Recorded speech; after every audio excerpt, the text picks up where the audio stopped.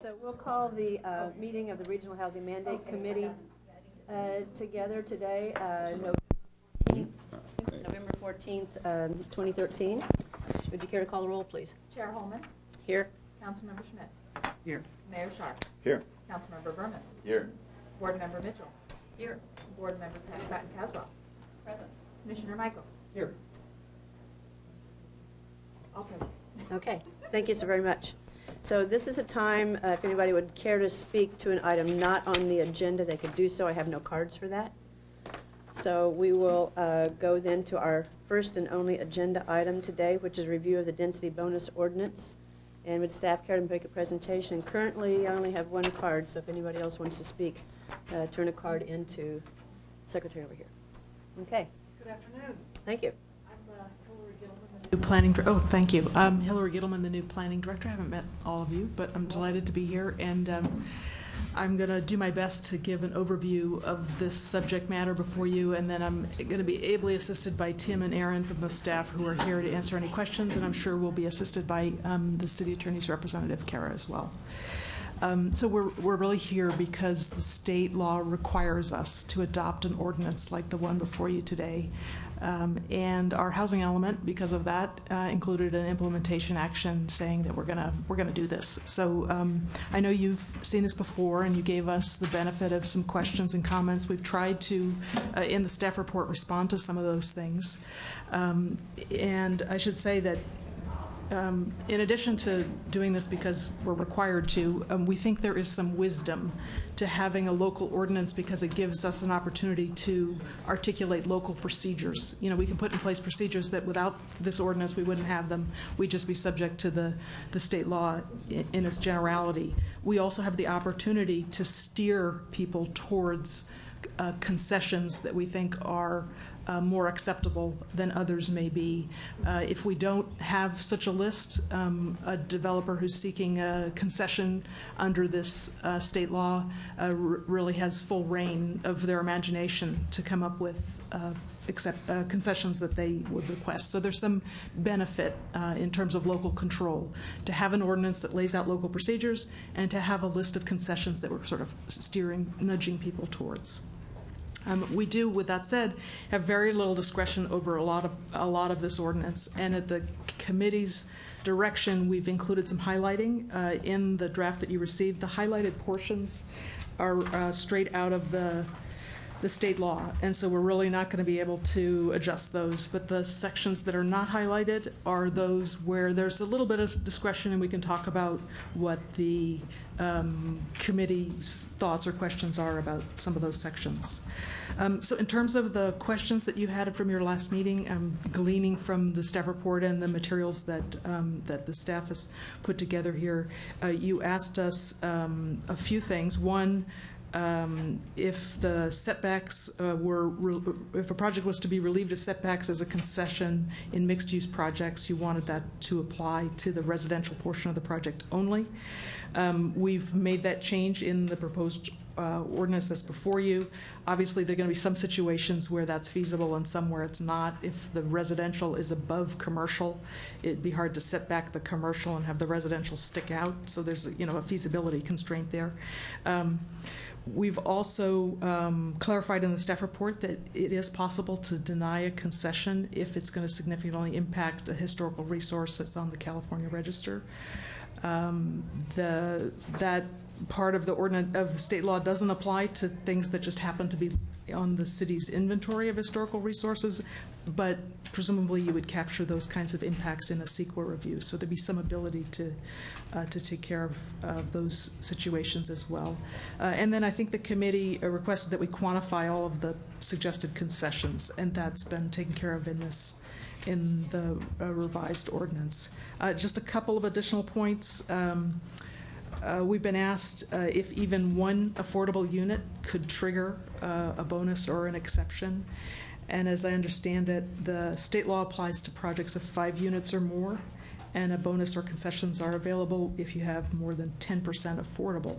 So in theory, if you have a 5-unit project, you can get a bonus or concessions with just 1 unit.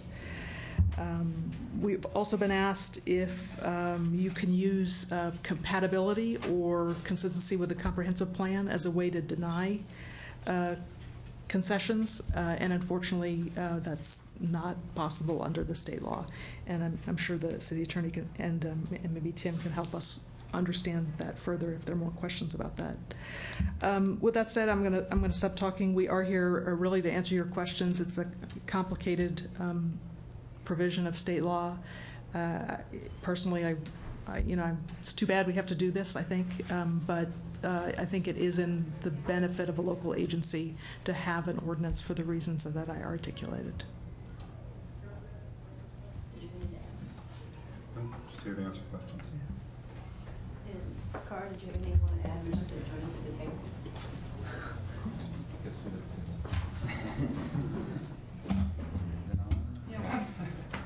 I'm here just to answer questions. I'm sure there will be many. Okay, thank you. We have, well, why don't we do one round of questions, then we'll go to the public. Questions from council members? No? Okay. Well, so, I did actually read Mr. Borok's email, which he sent, which said, asked questions about whether or not you, on a PC zone, whether or not you could get these density bonuses on top of that. I thought it was a really good question. I thought we could not, but I wanted to clarify how it works, because we go ahead and we make specific zoning at that time for it, and I assume that there's no additional bonus to that. But I thought that was a really good question. I thought we needed to clarify how that works. I mean, you couldn't come in and say, you've now got this PC zoning, and therefore you come back. I mean, I assume that it doesn't work that way.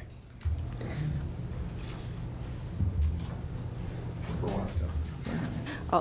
I'll start with that. Is this on? Yes. Okay. Yeah, Cara Silver, Senior Assistant City Attorney. So with a PC zone, what you would be doing is actually looking at the underlying zoning first.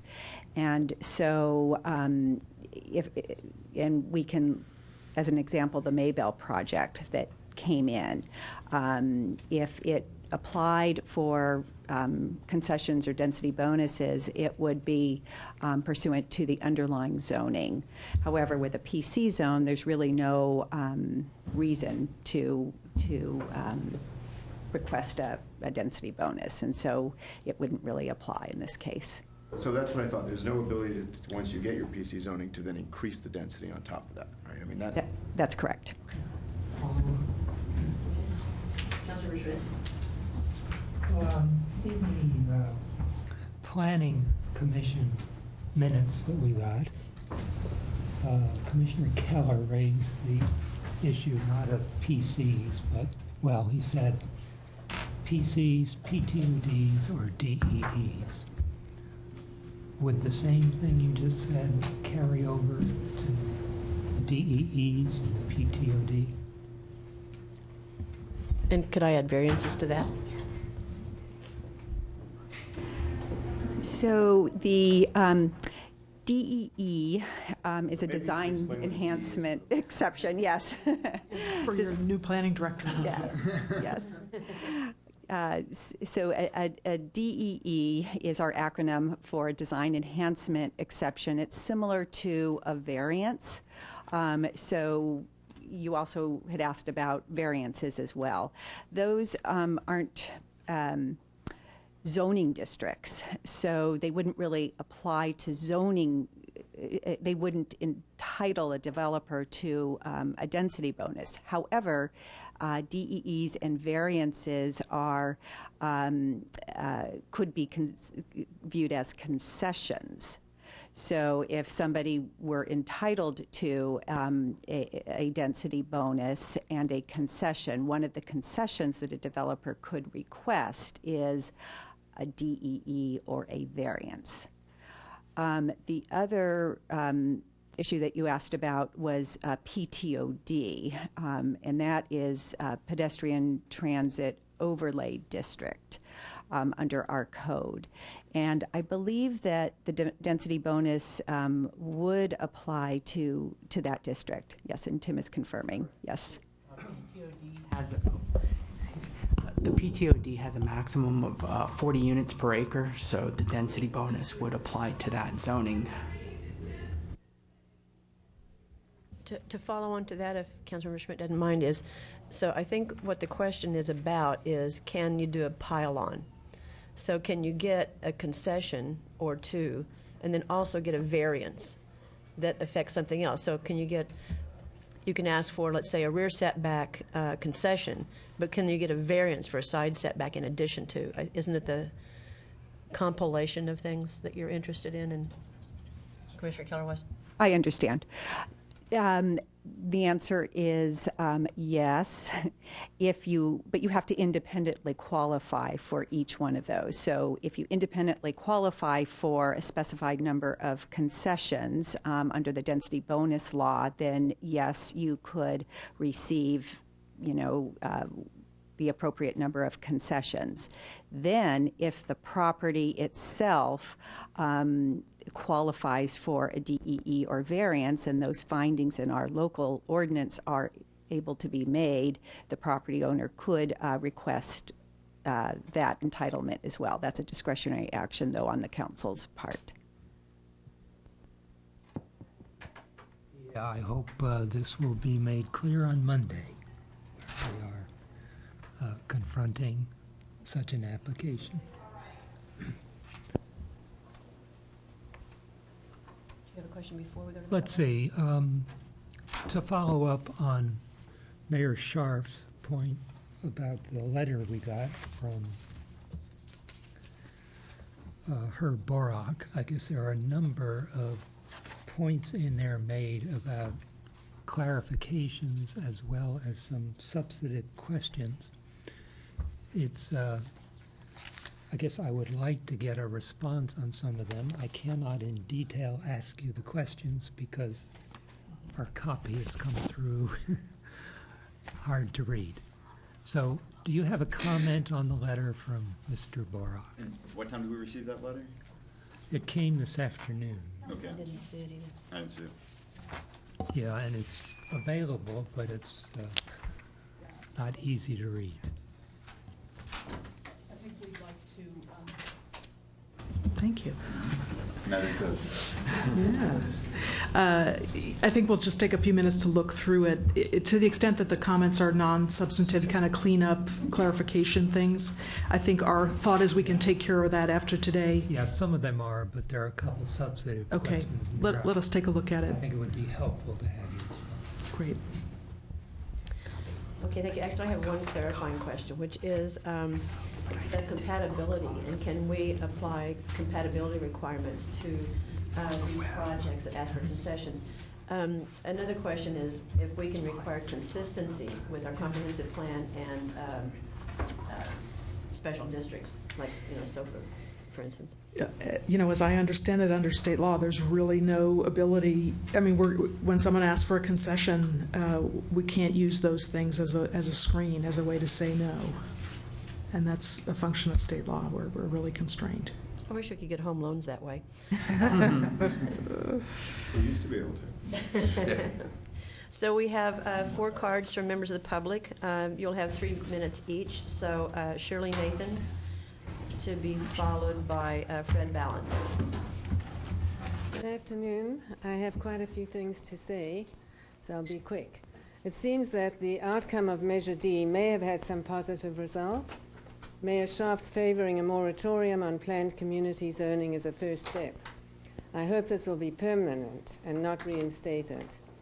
One of the obvious remedies for the Maybell fiasco would have been to restore Rastradero to 4 lanes. I wonder whether this was not possible due to our being beholden to grant money. I was pleased to learn that a councilwoman in Los Altos had the courage and audacity to suggest adding 2 more lanes to Foothill Expressway to ameliorate the congestion there. During her campaign, traffic congestion was the most talked about complaint. The idea that the goal is to get people out of their cars is unrealistic. An idea should be forthcoming to make the road safer for bikes, pedestrians and cars, and narrowing lanes isn't cutting it. I've read about more bike accidents since traffic calming. SUVs often being blamed for the traffic and not the traffic planning for the accidents. Our affiliation with ABAG, as well as the state-mandated housing numbers, has everything to do with the dissatisfaction of so-called smart growth. It would be a step in the right direction if the city would sever ties, as has Corte Madera. ABAG's website states that all 9 counties and 101 cities and towns are voluntary members. If Palo Alto would relinquish the grant money and stand on its own, it would send a message to other communities that are struggling with similar issues. I do, however, feel that if the mayor and other council members were appointed to these associations, they could work for Palo Alto, as has Greg Schmidt. I had mentioned in an email to the mayor, copies to the city council, about a bill being introduced by Senator Steinberg, SB 1, which I believe serves to set up a multitude of ABAGs and terms suburban and rural lifestyles as inefficient land use patterns and blight. It also gives funding to Plan Bay Area. It didn't pass this year, but will be reintroduced next year. The San Jose Mercury featured an article on November 7th on Plan Bay Area, which gave a pretty good account of what is happening. The heavy hand of government is getting more intrusive in not allowing people to choose for themselves how and where they live. A group has filed a lawsuit to invalidate Plan Bay Area, according to the article. Another disturbing piece of news is a pricey all-day forum coming up put on by Mark Luce, president of ABAG, for developers and realtors. Our very own advisor, Stephen Levy, is one of the keynote speakers. I urge you, as our representatives, to put a stop to this intrusion, and as I have said before, no amount of grant money can compensate for the ruination of our city. If we would like to remain the number one best place to live, some bold moves will have to take place. Thank you. Chair, Yes. can I ask? Oh, wait till the end. Okay, never mind. Fred Ballin is the next speaker, and I'm certainly not going to keep anybody from speaking, but just for future reference, oral communications is the time to speak to items that are not on the agenda. No, I got the wrong impression. Okay, well, future reference, you know, so, okay. I should have spoken at the beginning. Correct. Okay. Actually, let me ask a question here. Joe Hirsch and Herb Borak. Joe Hirsch, are you speaking to the density bonus or general? Okay. This packet of information. Okay, all right, good. Fred Ballin's our next. I have a request. I'm playing catch up here. Could I speak after Herb, please? Yeah, we got the impression. Just that shift this me is around. no. You're welcome. You're welcome to speak after Herb. Fred Ballin to be followed by Herb Borak, and then to be followed by Joe Hirsch. Thank you. Okay, so first I want to thank Herb Borak for clarifying the duplicated code that is in your packet. It was referenced to the wrong section of the California website, and Herb straightened that out. Also for the incredible time he put in to his critique here and the comments that he has in there. That's number one. Second thing, I wanted to see if we can get some clarification about legal cases related to affordable housing. I mentioned last time here about the Palmer 6th Street Properties case in Los Angeles, and there was a fix that was on the governor's desk that he did not sign the second year in a row, and it will now go to the Supreme Court, as well as another case in San Jose, the Building Trades Union. And so my question is, what is the state of rental property projects now that would have an affordable component? I mean, you're not supposed to have that anymore. So are we losing money or affordable units because of this court ruling of a few years ago? So it'd be good to know where we are in that regard, and if there's anything should be changed in the interim because of this case. Third, in regard to kind of the issue of piling on, PCs, PTODs, and other things, I didn't quite understand the city attorney's response, but should you be allowed to get a concession for setback or daylight plane on a PC, the two areas that are still kind of controlled by residential zoning next door? So, and PTOD, of course, the whole idea of PTOD is that it has a density bonus built in for housing. So just think about that. Finally, there is a section that you've included that's not in state code that is specifically in relation to 100% affordable housing. So it's kind of like a quasi-zone where we have the menu of items, then we have like special consideration for the 100% affordable, and then of course we have the option that anybody, any developer, could put in kind of an a la carte request that would then have to go through a process. So just wanted to mention that. Thank you. Thank you. Our next speaker is Herb Borak. The aforementioned multiple time Herb Borak. Suppose you're wondering why I called this meeting. Chair Holman and committee members, unfortunately, the printed copy of my letter at page 3, the right-hand half of the page is offset, that you have to move it down to match to the second paragraph and then take the rest of the bottom of the page to bring it up to the first paragraph. So you have 2 copies of it. You can have a complete version. In regard to zoning, if the statements made about the PC zone are correct, then it should be stated in the ordinance. It should be something that's in the minutes that says it doesn't apply to PC. It should be in the ordinance. In regard to PTOD, PTOD says that it is the way to implement the state density bonus law in California Avenue. That's not true. This ordinance would be the way to do it. So essentially that ordinance has to be rewritten or amended to conform to this one. There are 2 things in the ordinance that I believe are not authorized by the state density bonus law. One of them is the idea of essentially a transfer of development rights, of having the affordable housing be someplace off-site. The definition of housing development says it has to be on contiguous sites for calculating density bonus, and so therefore the language here, as I pointed in my letter, violates the state law. The second thing has to do with allowing additional concessions for 100% affordable housing. State law has always had language to permit increased density, but nothing about increased concessions, and state law was later amended to require an enabling ordinance from the city to allow that increased density. So in standard rules of statutory construction, you can't do that language for additional concessions.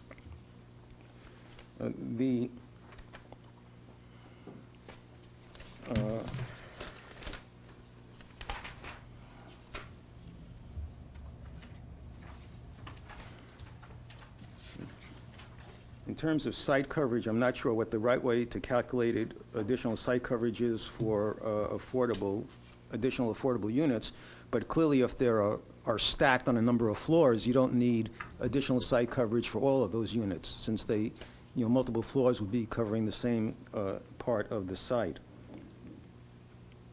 In terms of condominium conversions, under the state law, you're required to give a response within 90 days, but there's nothing in the ordinance to say who does it and under what standards, and you're required to have enabling legislation.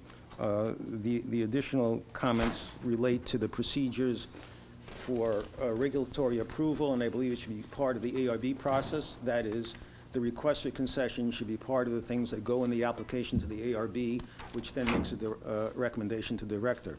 Currently, it says the director makes a recommendation to herself, because it's the director who's the approving authority. Thank you. Thank you. And our final speaker is Joe Hirsch, and you'll also have 3 minutes. First of all, an apology. I'm coming to this issue very, very late, and if some of my comments are inappropriate, please excuse me.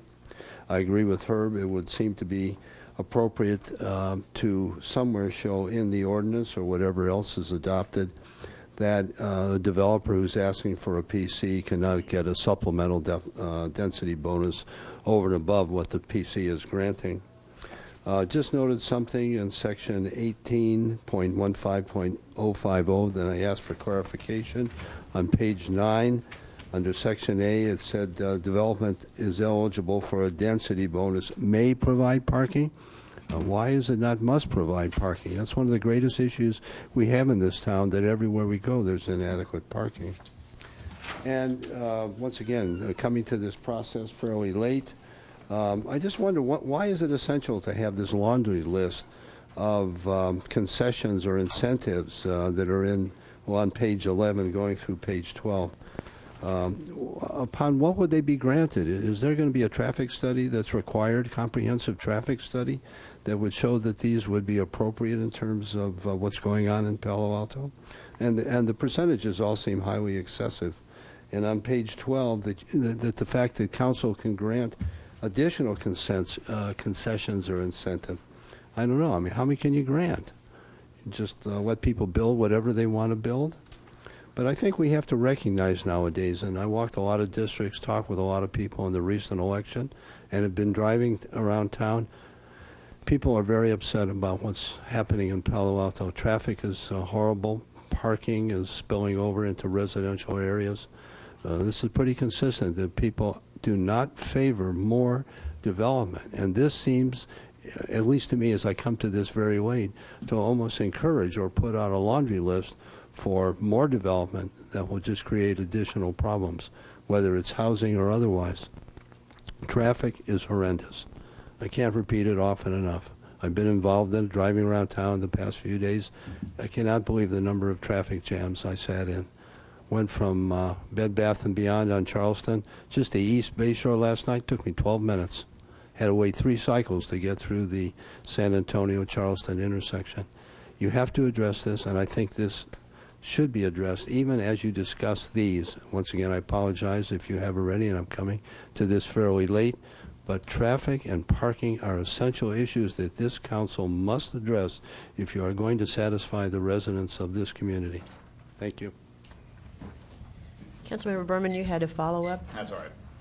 No? Okay. Did staff want to respond to any of Mr. Borak's questions or issues, or do you need some more time to look at those? We're happy to go through each one, or were there specific questions that Councilmember Schmidt had? That would be helpful if you could respond. Okay, starting with number 1, or Mr. Borak had asked that minutes of the September 12th meeting be supplied with the next staff report. Just to let you know, these minutes are online for the public's review. Staff is certainly happy to provide a marked up copy of the draft ordinance to show the changes from the previous draft, and also happy to cross-reference revisions in the staff report that were made. And then, just a comment on that. I noted that today's packet had the minutes from the PTC in January and March. I don't think we had those last in our September discussion, did we? The RHMC received the March 5th minutes, but not the January 9th. So as a request, staff provided the January 9th minutes. Yeah. Just as a note, they were very valuable and important, and it's too bad we didn't have them in the September. Following through, I believe we've discussed about the planned community zone district, that issue. Reiterate for folks. In regards to can a PC receive density bonus, that was Mr. Borak's comment in the letter, I believe. Since PC zones are their own custom zones, that they'll receive whatever density they are requesting. Therefore, density bonus is not necessary. So that was Mr. Borak's second. His third comment dealt with TDRs, transfer. Oh, okay. Just go back to the PC. Go back to the PC for a second. Okay. So the question from the audience I heard, and I think to clarify, because I think you need to state it a little more emphatically, is that the density bonus law will not apply to a PC district. I mean, I think that's what I hear you saying, and I think we need to make that emphatically clear, that it will not apply to a PC district. I mean, that's what I heard you say. So if that's not what I heard you say it differently. And then members of the public, I forget if it was Fred or Joe or somebody out there, said that should we put it in the ordinance directly? It says, my sense is that it's not necessary, but because it doesn't apply no matter what, then you couldn't be interpreted to. But I'm happy to have it in there unless there was some reason not to have it in there. And so I thought maybe someone should respond to that issue as well while you're going through the PC stuff. And Cara, that's probably you. Yeah, I think we'll have to defer to Carr, but I think it would be possible to put something in the ordinance saying that the bonus provided through a PC process is in lieu of this state density bonus procedure. So I think we can come up with some way to do that. Yes, we certainly can make a clarification here. Aaron and I were just discussing that the difference between the bonus that's received and the concessions. And so, it is a policy call for the council. If you wanted to, of course, if you want the density bonus to apply to PC, state law does not prevent that. What I'm hearing is that the council wants to be more restrictive in this area, and so you wouldn't want to expand density bonus in that way. So, Cara, that's very confusing to me, what you just said. Because the way I understand the way we do a PC is it's a separate zoning that we then pass, with the understanding is that that's where it'll be built.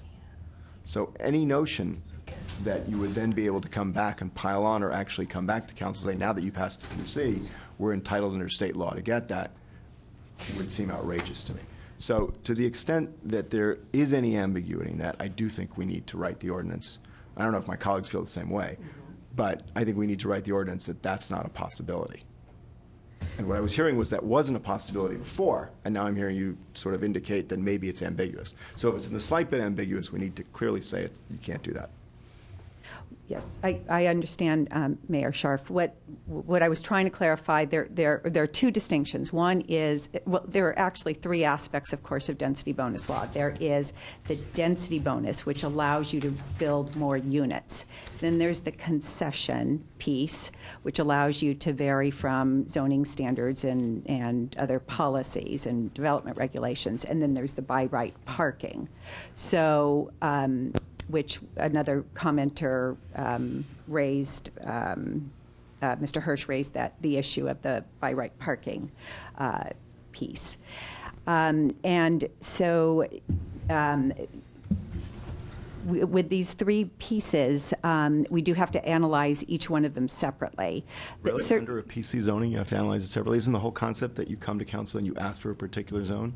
Right. So why would you have to analyze it separately? Yes. The answer, we wouldn't give you that zoning if you weren't going to build what we asked you to. Right. What I'm saying, though, is that it is a policy call. If you want to say, as a policy matter... I don't think anyone here does. Well, let her finish. All right. Okay. Okay. I'm just raising the issue that it is possible to specify in the ordinance that, there are going to be additional accommodations in these three areas. It's also fine if you want to say in PC ordinances, there will be no additional incentives, no additional by right parking, and no density bonus. We would have to rewrite the ordinance to reflect that, though. All right, thank you. And Tim, did you have a few more to go through? No. Oh, just to continue on, and if Cara would like to discuss the TDR issue raised by Mr. Bohr. Okay, well, then moving on to council not being able to provide more than what density bonus law allows. Staff feels that as council may allow more concessions if they like. They are not further restricting the density bonus law, but it is council's discretion if they want to grant additional density bonus or concessions to an 100% affordable housing project. Moving on, in regards to Mr. Warwick's comments about site coverage and being able to exceed the maximum site coverage. This is just an incentive that a developer may take advantage of if they choose. It's just on the menu of concessions. If you wish to restrict it some more, that is, by all means, your. And another thing I would note is if Mr. Borak pointed out they would get site coverage on multiple levels, but that would also impact floor area ratio, because you look at floor area ratio on multiple levels, so that would have to be taken into consideration as well. Is there any ambiguity in how that might be interpreted? In other words, if we have site coverage in the ordinance as a concession, could it be the way it's written now? Could it be interpreted that, like, well, that's a concession, so even though it impacts floor area ratio or density? I think it would be two concessions. So if they had the situation where they were exceeding site coverage, and they exceeded it on multiple levels, that would also impact that floor area ratio. So they would have to ask for a concession to the lot coverage as well as a concession for the floor area ratio. And we're confident that that would be interpreted that way going forward? Correct, because it would actually, we look at those zoning code provisions separately. Okay. All right. Tim, did you have any others? In regards to condo conversion, I think was one. Yeah, condo conversion, I'm not sure of if. What was the question? That in terms of condo conversions, the density bonus applied, and there is no. Yeah, that might be one that we have to look into and get back to the committee on. Yeah. Or the council. Back to page 2, there's a question about calculating the density bonus on contiguous sites cannot be transferred other than to a contiguous site. That's the issue that I believe Cara will need to review and go back and address that. Transfer from 395 from Birch Street. The question is, was that within the boundaries of the law? Yes, and a good example of why it's important to have a local density bonus law. What we tried to do in this, in letter D, which is showing as highlighted, although there are some elements here that we drafted to comply with local policy, is what we wanted to do was make sure that only contiguous parcels were used in the development, and that you couldn't pool non-contiguous parcels to receive a density bonus. What page are you on there? Page 9, letter D.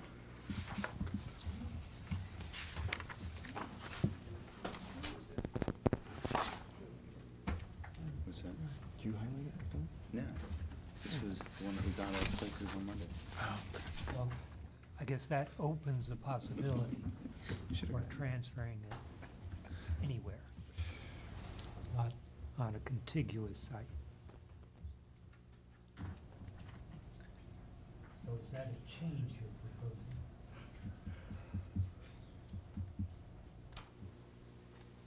Because the government code said it should be on a contiguous site, and we're saying it can be on an alternative site. You know what, I will have to get back to you on that one. I apologize.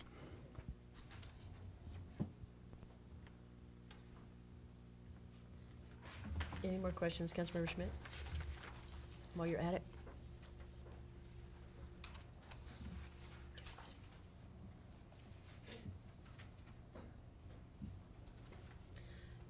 While you're looking, we'll go Yeah. to Councilmember Berman. Yeah. So I just wanted to get a little clarification on some things that some members of the public said. I believe it was Mr. Hirsch that brought up a concern about the wording on 18.15.050 subsection A, where it says, upon request by the applicant, a development that is eligible for a density bonus may provide parking as provided in this subsection. And I just want to confirm the way I read that is they may provide parking as provided in this subsection, or they may provide more parking per regular local ordinance. Is that correct? Or is this you can provide parking or you can choose not to provide parking? your former interpretation is correct, that they can either provide parking under the local requirements. Which will be more strict than this. Yes, exactly.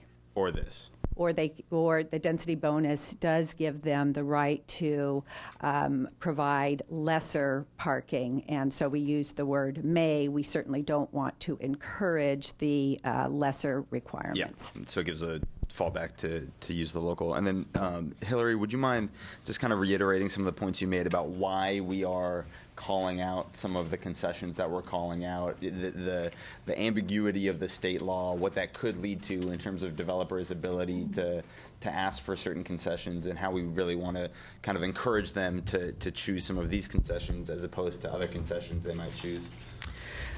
Well, yeah, just big picture, I'd be happy to, again, reiterate that the state law really gives developers the ability to be very creative in the concessions that they'd like to request, and we have very little discretion to say no.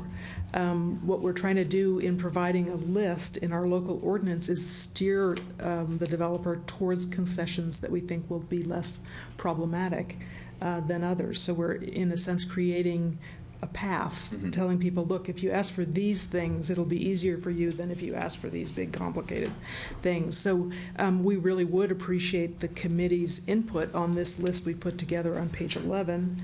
I know you gave us some feedback in prior meetings about quantifying these things, which we've tried to do, but if there are particular things on this list that you think should be modified, or we could make the list look a little differently, but I think having a list is in the interest of local control. Great, and then thank you. Just to reiterate, also, these concessions, these are granted automatically, correct? If a developer provides a certain amount of affordable housing and different types of affordable housing, they automatically qualify for a certain number of concessions based on the table in state law that we cannot restrict them from qualifying for. We're pretty much going to have to grant them, yes. Got it. Thank you. The one thing I would add to that, one example is exceeding 50 feet in height is not a concession there. Yep. Because we know that's a city value that we've heard reiterated numerous times, so we did not include that as a concession, although a developer, an affordable housing developer, may like to exceed that. That's not a concession on the list, so there'd be a higher bar for allowing that concession. Great, thank you. Mayor Sharp. So I did have some questions regarding the proposed concessions. So I guess there's 9 of them, is that correct? I guess the first thing is there any requirement in state law that any of these be on here? I assume there's not, because it's not. So is there a requirement that it be a 50% average reduction rather than a 25% or a 10% or a 75%? Or is that just, staff just came up with a 50%? That is correct. These are staff numbers, but it's to the discretion of the council to quantify. So one of the things we'd asked for last time was to get a visual of what these look like. And I saw that you said you really don't have pictures of what this would look like. So I guess I'm going to take them one at a time, starting with 9. I had the biggest concern, frankly, with 8 and 9. I mean, there's private open space and public open space for very good reasons in our code. And, part of the sense in the community is, especially in public open space when you're walking around, is what does this look like? What does this feel like? And if we're reducing the public open space by 50%, it's going to feel more dense. It's going to feel less pleasant. And I think that's going to be an issue for the community. And it would be an issue for me, too. I mean, I don't want to just put it that way. So I guess the question is does staff have any reaction to my comments on those 2? Because I'm thinking about, frankly, asking staff to remove those 2 when we come to the time to make a motion. And so I wanted to get staff's input about why they would think this is a good concession, or if they're not wedded to it, and why 50%, and if I'm wrong about how that would feel, frankly, both internally and externally. I mean, when you live in a complex open space, when you have kids, or even just being in the development itself is something that makes it feel better and more livable. Overall, I don't think we're wedded to any of these individual elements. I understand. Thank you. I understand why. I mean, you make a good point there. So, I mean, if you want to go one by one, I think that these do provide a reasonable incentive for people to provide affordable housing. However, if there's any individual ones that don't line up with council policy, I mean, feel free to recommend that. So I'll come back to 7 because I want to take the easier ones for me first. Reduction in the daylight plane requirements. So maybe you could just, since we don't have a visual, my understanding of the daylight plane really is the concept is that you don't want to cast shadows over other buildings in an inappropriate way. And that's really the purpose of it.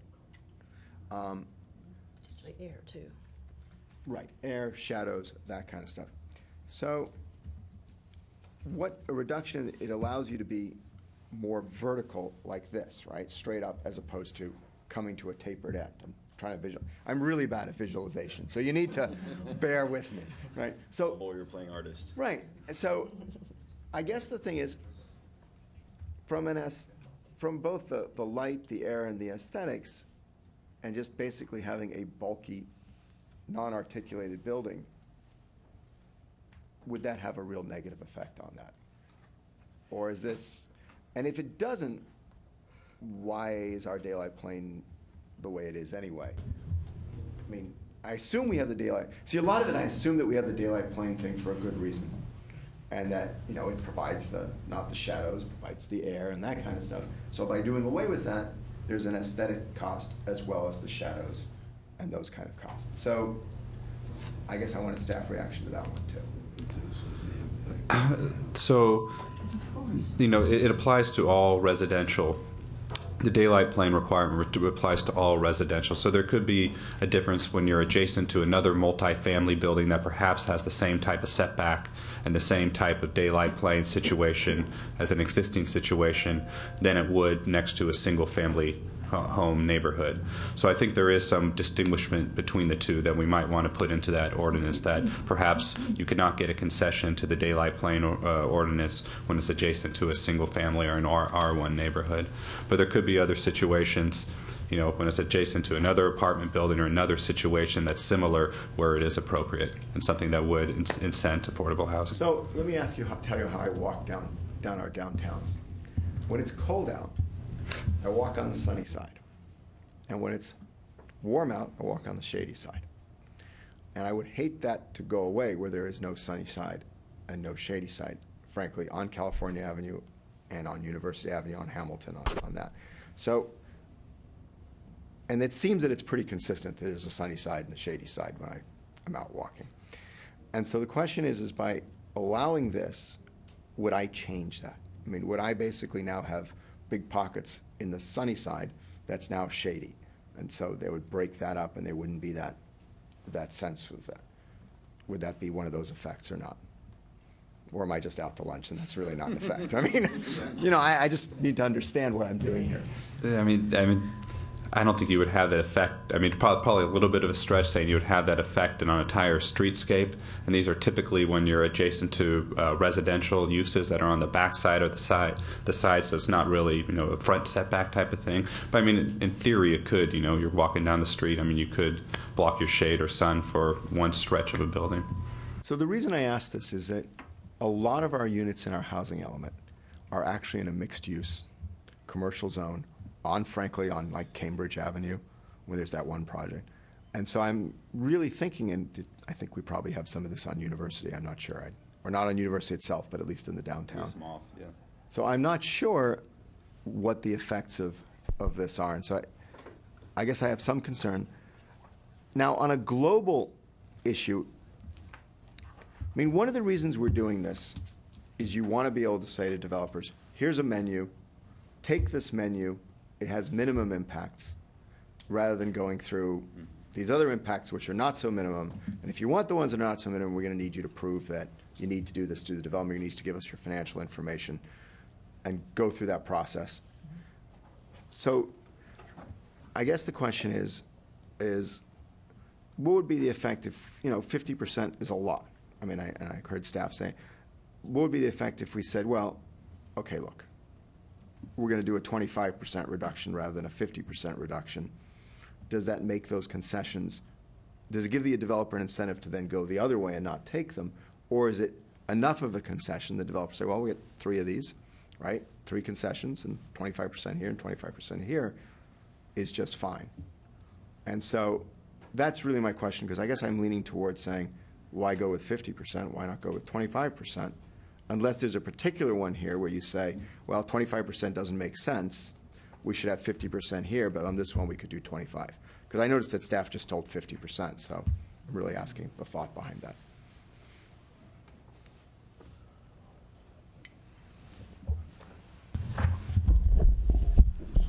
You know, I think we're getting so esoteric. You know, it's hard to judge. I can't tell you whether 50% would be way better as a concession than 25%.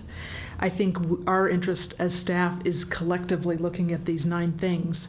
It'd be great if we ended up with a good list. It doesn't have to be 9. It doesn't have to be 50% in each instance, but it should be a good list of things that a developer might think are meaningful. And so they take the bait and use these as opposed to coming in with something more onerous. So that was my question. I mean, my question is, you know, as we sit here today, if I make a motion that says, let's reduce all of these to 25%, it's really a random motion. I mean, I have the sense that it's less impactful and it would be better because we have these rules for a reason. Mm-hmm. Whereas if you said to me, yes, that's fine on items 1 and 4, but on item number 2, no developer will choose that because it's not meaningful. What I'm hearing is that that's not true. There's no way to make that call, at which point I then lean towards saying, okay, then let's go with 25%. Let me insert some here, too. I mean, I think it is a situation where less is more.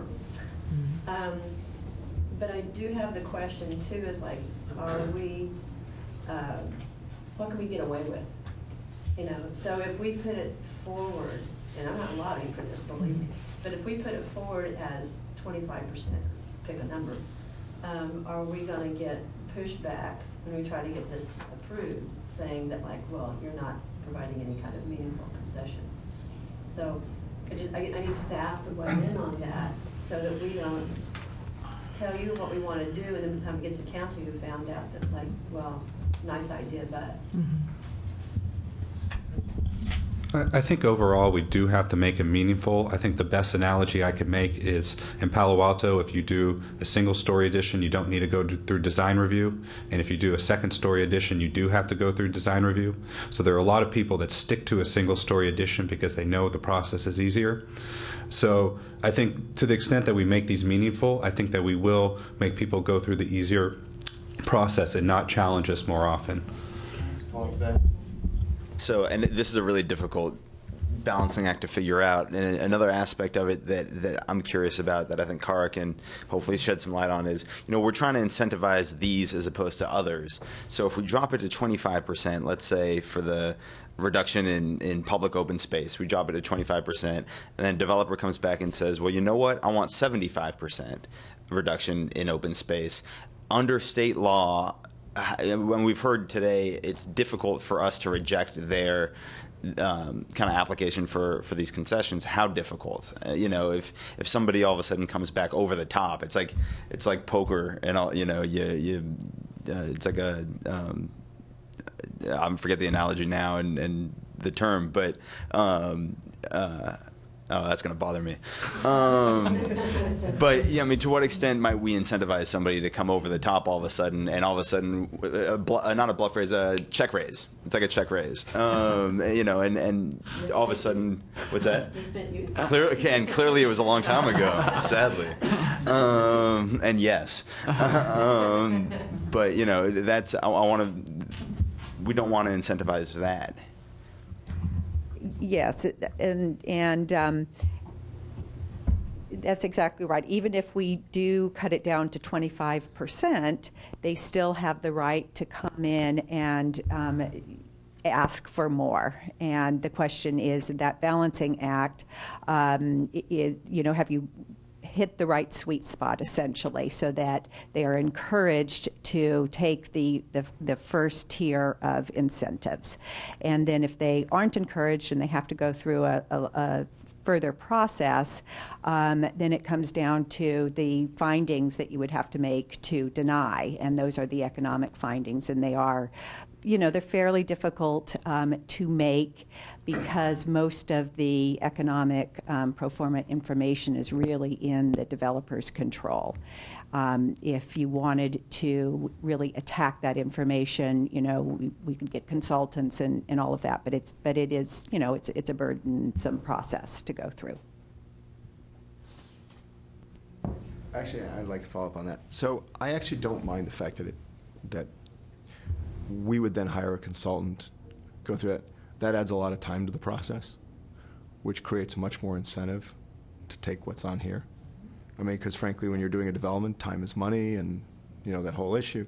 So I think that's okay. So I guess I wanted to get back to my question. Is there any one of here of which staff thinks that if it wasn't 25%, that it would no longer be meaningful?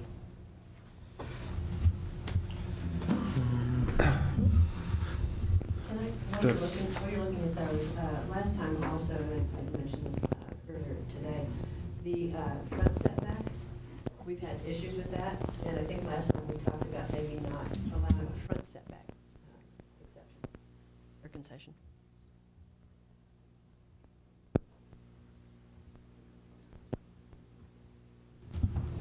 I think I think some type of reduction in the concession for front set, but that would be fine. I think the key one would be floor area ratio, and I would say the minimum you would want to reduce it is to equivalent to the amount of the FAR of the affordable units. So if they're providing 35% affordable units, and that's increasing the FAR by 35%, to that extent, I think I mean, that would be an incentive that's appropriate. And that's 5, right?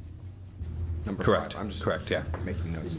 We'd want to keep 50% because that provides a cap. Right. Yeah. Okay. We already have that. Okay. We did revise that. Yeah. But on number 5, we have an exception for mixed use. Now, most of the sites you've identified on the housing element encourage mixed use. So you're taking out a limitation on all of the projects we have identified. Now, I'll tell you the logic behind the mixed-use provision being allowed to apply to FAR. Parking needs to be provided for the commercial component of mixed use, where it does not need to be where parking does not need to be provided per local code for the residential component. So if they were to apply the FAR towards the commercial component, it would have to be fully parked. Or if they were to apply the FAR component to the residential component, it's only parked per the density bonus law. But yeah, so it's in our benefit that they would have to apply. It would have to apply to more local codes. But that's ultimately a policy call for the council. Oh, sure.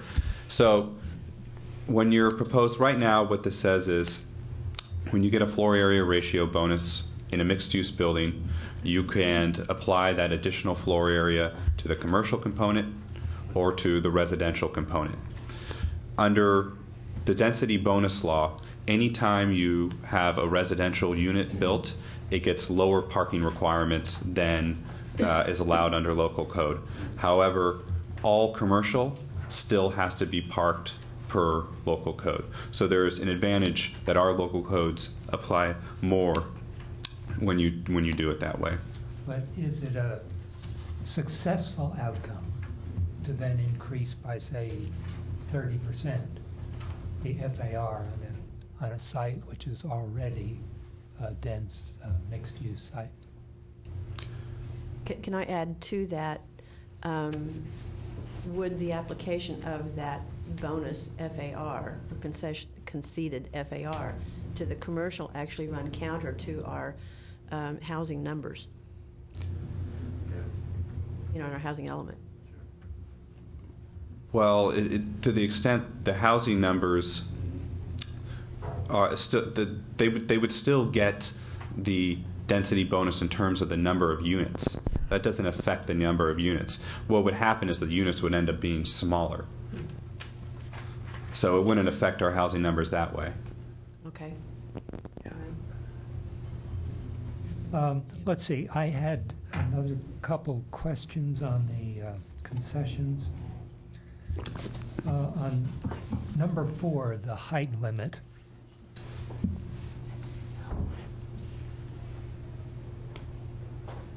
There you say no event can exceed 50 feet. In the 3 previous, you talk about further restrictions adjacent to R1, R2, RMD. You don't have that in 4. Now that implies that you can build in or next to an R1 up to 50 feet as part of the concessions. Now that doesn't seem to be something we want to offer for free. Can I amend that question just a little bit, or add to that question a little bit? Is if we change the daylight plane concessions to something along what Mayor Scharf was talking about adjacency issues, that could help, I think, address maybe, but you answer that. Okay. I think it would help. I mean, and that's all. Once again, ultimately a policy call. I mean, we could say this. You know, you can exceed a certain height when you're adjacent to R1. We could add that as well, just like we did on points 1, 2, and 3. But to answer Chair Holman's question, yes, if you did the daylight plane requirement, that would mitigate some of the impact of having a larger building next to an R1 area. But there is an issue with just adjacency, and it was addressed in 1, 2, and 3, but you dropped it in 4, and that's quite a dramatic change. Okay. Again, in number 2, you have a setback requirement.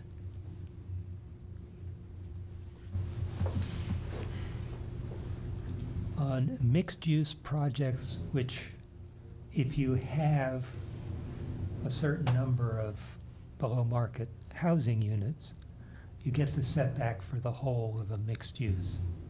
Now, why there don't you say that it's a percentage of the development that is in low-income housing? So instead of granting 50% across the board, maybe if it's half housing, low-market housing, you get 25. If it's 20%, you get, you know. So proportionality. Yeah. We did include at the committee's request on top of page 12, that subsection E that says the setbacks only apply to the residential portions of mixed-use projects. I don't know if that's responsive to your question, but that was a change that we've made since the last time this came to the committee. Okay, yeah, I guess I did note there was a discussion in the PTC, but I didn't see it here. But it is on the other side. Huh? Might be helpful to make that clear.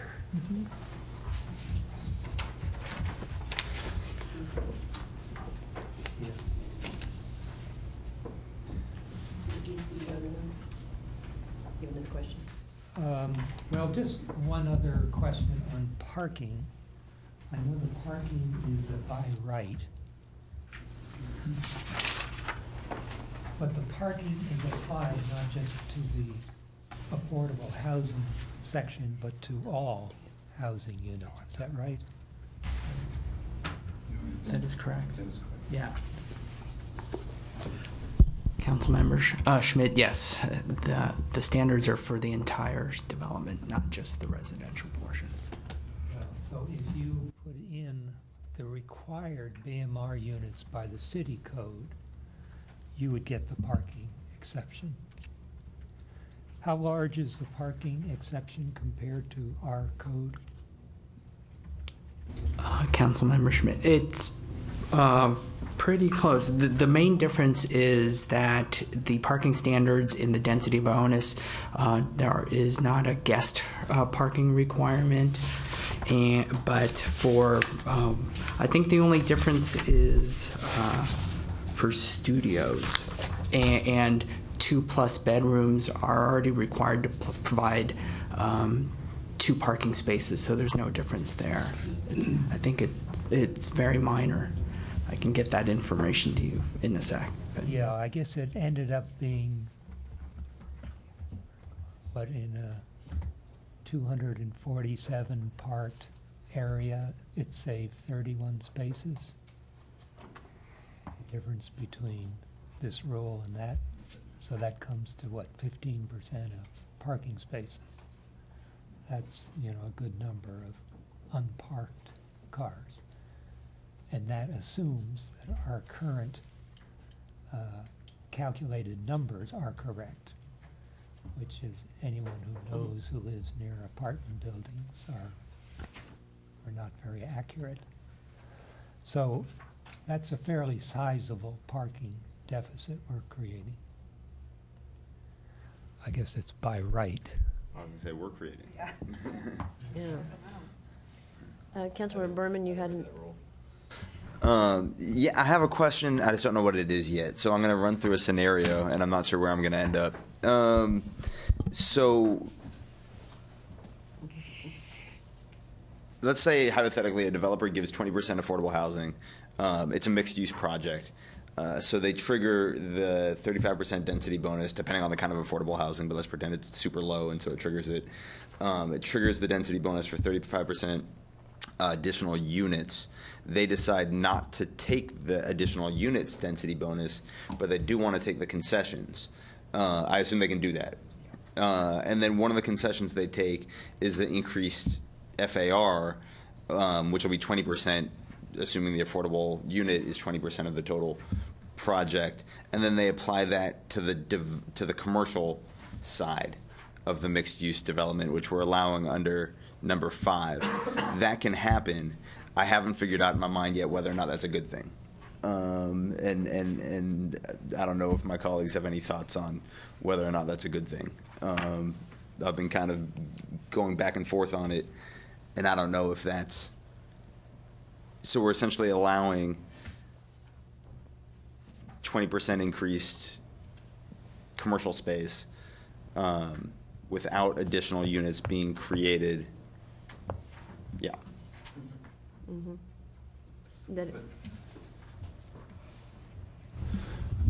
The affordable units are still being created, though. Yes, absolutely, which is the purpose of all of this. Yeah. You know, is because we want to incentivize affordable housing. The second point I didn't really stress, though, was that this would result in smaller residential units overall, you know, probably lower bedroom counts, and, you know, something that's consistent with other policy statements. If those additional units are created. But in my hypothetical, the additional units wouldn't even be created. The developer's not even taking advantage of that aspect of it. I mean, I see what you're saying. But, well, if there's less floor area dedicated to the residential, regardless of the number of units, the average unit size is going to be smaller.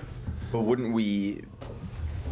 But I thought they were, in this hypothetical, they're creating 5 units under regular FAR, and then, so regular size units, and then they're taking the bonus FAR and moving it to mixed use. So that's not changing the size of the initial units. Right? Correct, it's not, but it's not making them larger than would be allowed under. Correct. Yeah. Yeah.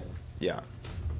Well, I think something to look at here is, you know, 3 concessions for 30% of the dwelling units being at the, as you call them, super low affordability. But since our threshold is 5 units, total housing units is 5 units, 30% of 5 units, so you could get 3 concessions for creating one BMR unit. So we talked last time about having the 5 units as being the threshold, and we haven't brought that up today. And it goes back to the 10% of 5 is less than 1, so you average, you know, it goes up to 1, and 30% of 5 is 1. What was state law again? It's on page 10B. It's 1 concession or incentive for development that makes at least 10% of the dwelling units affordable, and then, yeah. So 2 concessions and 3 concessions. Just to understand, it's 5 units is our policy choice. We could make 10 units, we could make 20 units, we could make 100 units. State law? That's state law, because I thought that was state law, the 5 units. This is not in here, it's somewhere else. Yeah. So having to do with if they could apply that extra FAR to commercial, I mean, it can have, I think, the effect that you're talking about, Councilmember Berman. I just don't know if that's a good thing or a bad thing. Well, I think what's the impact on the community? What's the perception in the community, and what is it that we're trying to create here? Are we trying to actually create housing units? Are we trying to understand and appreciate your clarification of why you put that in here because of the parking requirement? There's not a perfect answer to this, but are we really about trying to create or incentivize more commercial space or more housing? Or and how's that going to play in Peoria? Or I absolutely see what you're saying. I mean, and I don't disagree with you. I think where staff was coming from was incentivize more housing or disincentivize less parking or incentivize parking. Yes. I think was how they would view the. So I don't want to So just so it just has the unintended consequence of Exactly. possibly increasing, which we need to be aware of. Yes. Yeah. So that's the point I was trying to make. Yeah, if I could add a point to that, I think we're confronting two different things, very different things. One is our housing element, where we're talking about building housing units and maybe with ground floor retail create a little village neighborhood that works for pedestrians and getting things done. And you want to create incentives in here to make that happen.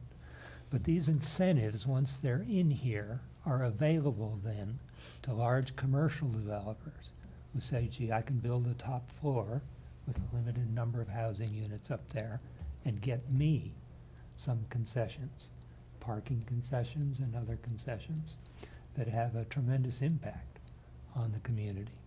So we have to be careful between creating incentives for our housing element and have them used across town in very different ways.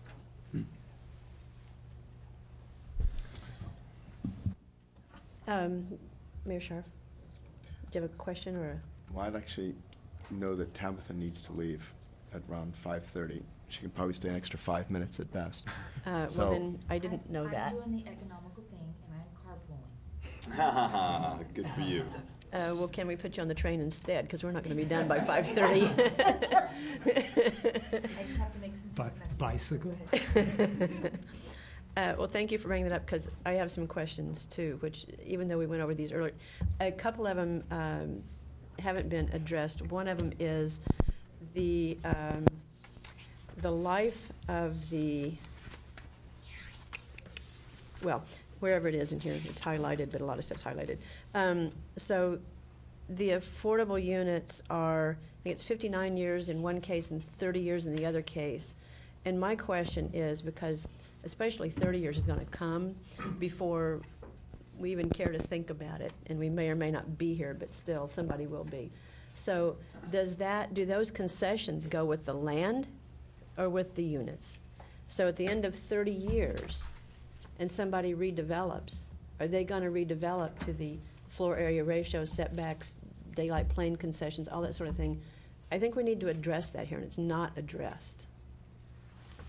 Because we're just leaving a legacy for somebody else to have to deal with it if we don't. Am I wrong? Okay. So that needs to be dealt with. Again, going to page 11, and I apologize, Hillary, I didn't notice this earlier. All of these, like 1, 2, 3, I think those are the only ones, talk about as long as the setback is consistent with the design guidelines, as long as the design is consistent with design guidelines. It's the design guidelines. What design guidelines? And guidelines aren't very meaningful. So what are we referring to here? What's the reference? I think we kept it pretty vague in the sense that, yeah, I mean, with the understanding that this applies to all zones within the city, and that there's different design guidelines that apply to different zones within the city. But why not code or design some kind of standards? Because again, guidelines are just mushy. And applicable. I would say you could maybe make it broader of applicable design standards and design guidelines, because there's some parts of our town where there actually are guidelines that we use to help with the process. And I think we want to make sure that that development is still consistent with that as well as the code. So if we could get some language, and then we'll have to get some motions here so we can abuse Tabitha as little as possible. So we can come up with some language that will address that in a more clear fashion and something that's more concrete. Okay? Maybe I could just point out, too, that those three might be, you know, in an effort to find the balancing act, too, here, those three might be instances where you want to keep it at 50% because you have that qualifying phrase. It has to be consistent with the applicable design standards and guidelines. And some of the other ones that don't have that qualifying thing, maybe you can reduce it below the 50%. Just a suggestion. I still have some concern about front yard setbacks, but it depends what we end up doing with some other things. Haven't given you all a chance to speak yet. Any of you are a school board attendees and a planning commission liaison. Do you have questions, comments, thoughts? I mean, I just, I think the community member who brought up the parking concern, I think that's a very valid concern. It's come up in the community in a myriad of ways, including the recent election. And I do think that, I think you've brought it up and you've talked about it, but that would be the one thing that I would really emphasize. Board Member Mitchell?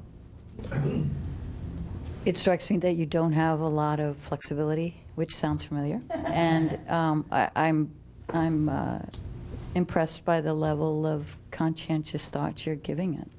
And obviously going through several layers of committees and planning commission and city council. That's my takeaway. I would agree that compliance with state law is a constraint that we're having to endure here, and it may not be consistent with our other issues in the community, which are getting a lot of attention. I don't know if anybody had any questions. We had minutes of 3 planning commission meetings, and a lot of these questions came up. One that you really haven't addressed is when the developer doesn't avail itself of the menu of concessions, you may request pro formas regarding the project, which was an issue that was contentious at the Planning Commission. But that's something that you may want to think about. The other thing that came up in our discussion, which I think you're doing a tremendous job and very diligent in terms of getting into the details and making sure that there's no unintended consequences, is that I think as you're looking at a project to review or amend the comprehensive plan in the next 12 to 18 months, part of this is what's the vision of the city. The land use element, the housing element is a significant part of that. And I think that one of the things that's always distinguished in my mind as a native Palo Alton is that we all had a diverse demographics in terms of affluence. Not everybody in Palo Alto is a millionaire, but we're getting to a point where that may no longer be feasible if we don't do something to incentivize affordable housing. So I think one of the context issues here is I think we want affordable housing, and we should make it a consistent and predictable process whereby the kind of development that would be instrumental in keeping that quality of diversity would be part of the vision of the city. Because otherwise, go move to Atherton or Hillsborough, or Palo Alto is special for other reasons. So, can I assume we're through with questions? And we could be ready for motions? Councilmember Schmidt, Vice Mayor Schmidt. Mayor Schmidt. Sorry. Who are you again? Hi, I'm Greg Schmidt-Scharf. The Gregs. All right. So I'm just going to throw something out there and we can plan with it. Yeah, just start us off. So I'm going to make a motion that we approve items 1, 2, 3. Oh, where's the setback one? So it's the one. It's 2. Front set. So we approve items 1. Well, I move 1, 3, 4, 5, 6, and 7. We eliminate items 9 and 8, and the front yard setback one. which is 2. You want to eliminate 2? Well, You said 1, 3, 4, 5, 6, 7. right, it's ones we'd keep. On the front yard setback, I have some concerns, but I'm going to start off with eliminating it. We can come back to it. And then I think on items number 1, 3, and 4, and 5, I would go to actually not 5. So I'm sorry. Items 1, 3, and 6, I would go to 25%. And then I also wanted to add, I'm still a little confused on the PC thing. I want to add basically that if we approve a PC project, This doesn't apply. yeah, this doesn't apply. Right. But density bonus ordinance does not apply. Is that it? Yes, that's it. Okay. Do you have a second? I need a second to absorb that. I think we're going to go through a number of amendments and such, so I would, I'll second it. yes. For discussion. For discussion purposes. Yes. That's what what I we- want. Term of art, there All you go. right. So, Mayor Sharp, would you care to speak to your motion? Yeah, no, I mean, I think it's really important that we have this menu, and that it also provides real concessions that incentivize affordable housing. And I think that's important. But I also think it's really important that we have minimal impacts on the values in the community. And so my concerns were primarily about open space, both private and public. I thought that would have a big impact. I'm concerned about the daylight plane, and that's why I reduced that to 25%, because I'm open to other things, but intuitively it seemed to me to be less of an impact, but still provide enough of a concession that would be helpful. I left number 5 the way it was for that reason, because I think it increases the floor area ratio, allows more units, or allows more affordable housing. And then on the front yard setback requirement, so one of the things that Councilmember Holman, I can't remember if Councilmember Schmidt was on that, he might have been, on our memo of the setbacks. You know, one of the things that creates this feeling in Palo Alto of super density is going right up to the sidewalk. And so I'm concerned on a front yard setback, if we're going to say, you can go ahead and eliminate that, then you're going to get buildings right up looming over the street, and people are going to hate them. And so that's why I eliminated the front yard setback, rather than go 25% or go some other number, because I think that's a big issue in our community. And I think we're seeing that on 801 Alma. You know, as you drive by there, you feel it's looming right over you. And the same with, even though it's not a housing project, you see that with Mickey's. Mickey's, right. I was trying to think what we call that, Alma something or other. Alma Plaza. Got other terms. You know, that but I have that sense that if that was set back, it wouldn't feel so right on top of us. So that's why I eliminated the front yard setback. So anyway, that was my reasons for doing that.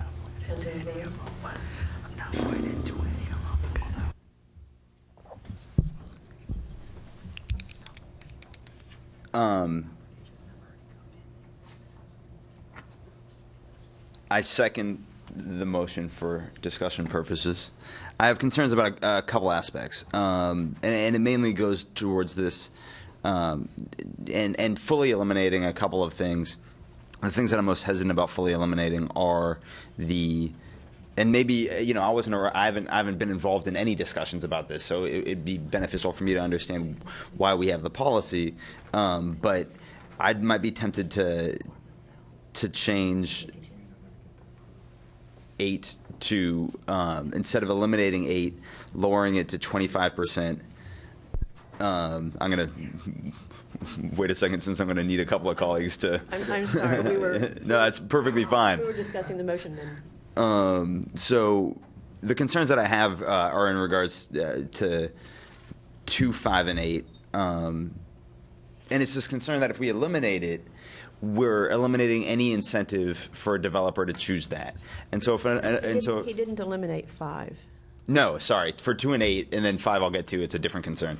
But 2 and 8, the concern is if we eliminate it, I see what the mayor, I actually very much appreciated the mayor's comment that, you know, if a developer wants to come over the top, that's going to take more time.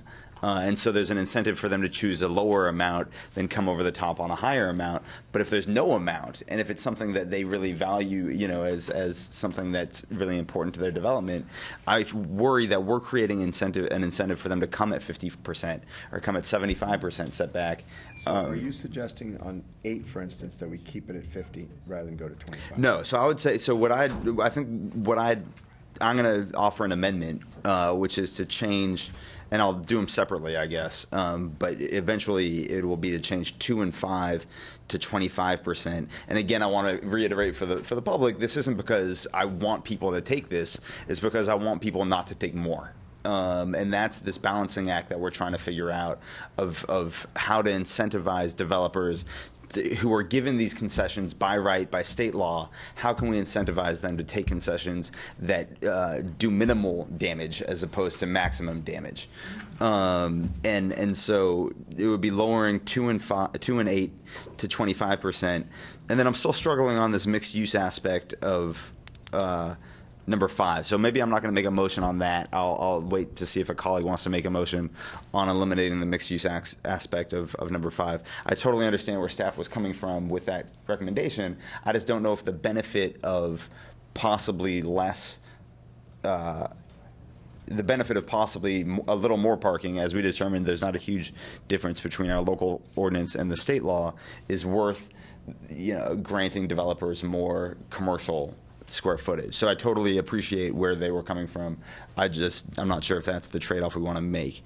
So I'll make the amendments for 2 and 8, and I'll leave it up to a colleague if they're interested in eliminating the mixed use. So on 2, just take 2 first. You want to basically reduce it to 25%. Yes. So I'm not okay with that, actually. Now on 8, it's interesting. Let's start with the easy ones. Yes.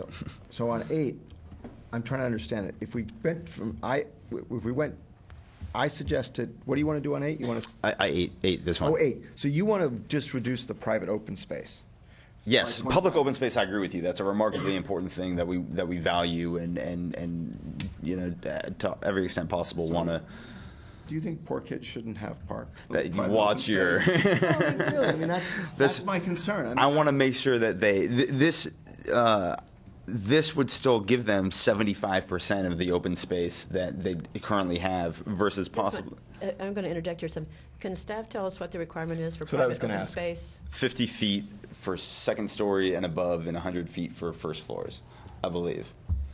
For the RM zone. Oh, sorry, that was for RM15. I don't know what it is for more. RM zone. I believe so, yeah. Let me verify that, though. Somebody randomly asked me about this the other day, and I spent far too much time of my weekend looking into it. I'm actually really impressed. I know, it's sad. I know. What? You're going to be our go-to open space I have guy. no social life, but I'm glad I was able to answer that question quickly. So, minimum private open space square foot per unit, you are correct, 50 feet, 50 square feet per unit, and minimum common open space is 100 square feet in an RM15. And So a private open space is what? It's like their balcony? Their balcony, a porch. All right, I will be okay with the private open space one, if you did your homework. Okay, so so number 8 is added back in, agreed to by the 25%. maker, and changed from 50% to 25%. That's the motion that's now on the floor. Okay. Do you want to go back to number 2? So I'll offer that as an amendment, I guess is what I'm doing. That would need a second, because the maker didn't. Right, that's correct. Yeah. Okay. Fair I enough. think you're dead on arrival with that. Hey, it's you miss 100% of the shots you don't take.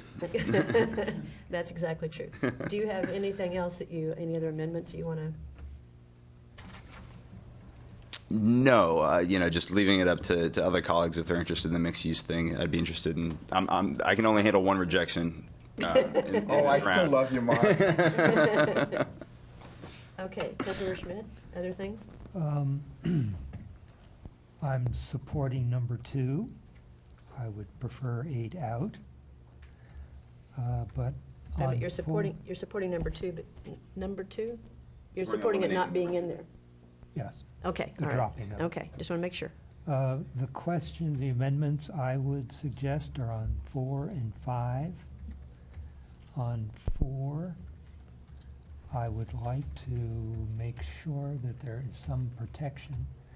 Remember, these are open offers of which there would be no hearing, no discretion. People could take these without even having a public hearing on it. No, the projects would go through ARB, for instance, and at a minimum, staff review, but certainly would go through the ARB. Correct. So there would be public review. Underlying. But 4, I think that is too much to be giving away, especially in next to R1 neighborhoods, of saying you can go to 50 feet. So I would prefer to say either accept the same exceptions you have in 2 and 3. Okay, that same language that's in 2 and 3. I'm good with that. Okay, good. And You number have to ask Mr. Berman here, Me too. too. That's true. Yes. And number 5, I think Mark hinted that he would be happy to drop the second sentence, and I would too. Yep. I don't know if Delete. I don't know if this can be. So the second Right. sentence is, for a mixed use, the applicant can elect to receive the FAR bonus for the entire project or for just the residential portion. So, my mind skipped a beat when you were talking about it. So I just wanted to make sure I understood. So if you had a project, you'd get the 20, it's a, so let's say we had a project. Can you just run through what that? My awesome hypothetical that Well- you weren't paying attention. Well, that's, yeah, go through. Sure. Let's say you had a hypothetical mixed-use project where the maximum FAR allowed you to have 10,000 square feet under the code. Right. You get the 25% bonus, so you could get 2,500 square feet of bonus space. Under the way it's currently written, you could apply 1,250 to the residential and 1,250 to the commercial. The residential component, you would essentially just get larger residential units. The commercial component, you would get a larger commercial area, but it would have to be parked under city municipal standards. So the effect of keeping this in is that we probably get, if they choose not to use the residential, I mean, if they choose to apply it to the residential, that's right to do it. And that's not what we're talking about. Correct. So the answer is, if we choose to have them apply it to the commercial, what this does is it drives smaller residential units. You got it. Smaller residential units, let me finish. I'm sorry, I was going to add something too. Okay, you're saying, but smaller residential units have less impact on the schools, right? Which is what the reason you're sitting here. And they tend to actually create less traffic, because you have less number of bedrooms, you have less trips, you have all that, and we would have better parking. I think that's the argument for keeping it in. So I would not accept that. I think I'm good with the smaller units. I think that's what we want. I think smaller units are better on our schools, and that's fairly important to me, and actually have less impact in terms of traffic and parking, which are the two things I keep hearing over and over from the neighborhood and from the community. And so I guess I am not okay with changing it. Can I add the aspect of my hypothetical that wasn't added to that, or brought up in that, which is A developer can choose not to add units. And so they can go through all this, they can get the concessions, not add units. And maybe that's totally unfeasible for other reasons, and let me know. But they can get the concession, get the FAR increase, not add units, and then all of a sudden it's not. So let's go through your hypothetical so we're clear on this. So let's say they don't choose, let's say they have 5 units as the max, your maximum is 5 units that's allowed under code. They decide not to have the bonus. Well, they still have 5 units, and let's say the max FAR is 5,000 square feet. Well, you're going to have 5 1,000 square foot units. If you take it up to 7,500 square feet, you're going to increase the units by, by a certain amount for each one, by divide 500 feet or 250 square feet for each one, where you wouldn't have. So in any situation, whether or not you take those additional units, you would end up with larger units.